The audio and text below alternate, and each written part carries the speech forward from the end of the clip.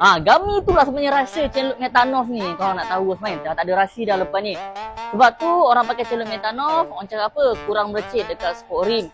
And then Gummy itulah punca rantai korang secara lembap, tak mudah kering, and then secara lembap. Bila kena hujan pun rantai tak cepat kering tak cepat karat. Yang paling penting kurangkan geseran lah kan. Typo lah. Jadi aku tunjuk contoh. Ini chain loop brand Metanov kan. Aku nak tunjuk lagi clear. Aku spray sini. Okay, right. Aku spray. Sekali sembuh. Ini chain loop brand biasa. Nak ribut tu aku review. Nampak sangat. Spray pun nampak angin gas je yang banyak. Ini aku spray padat tu. Ini chain loop brand biasa. Aku calik. Apa ni? Ada apa? Tak ada benda.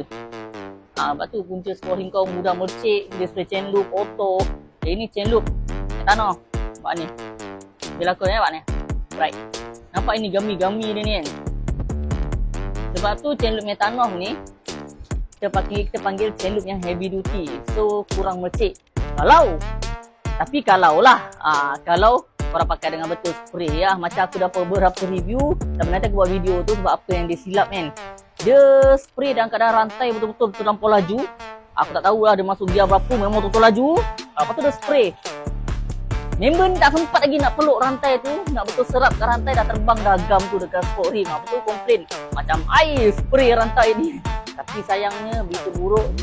Stok chain loop Metanov dah nak habis. Dah tak banyak tinggal. Ramai yang borong beli. Untuk korang, secara stok dah tak banyak ni, nak try pakai chain loop Metanov, boleh beli sekarang. Sebab ramai juga yang repeat order sebenarnya. Thank you mana support kita selama ni.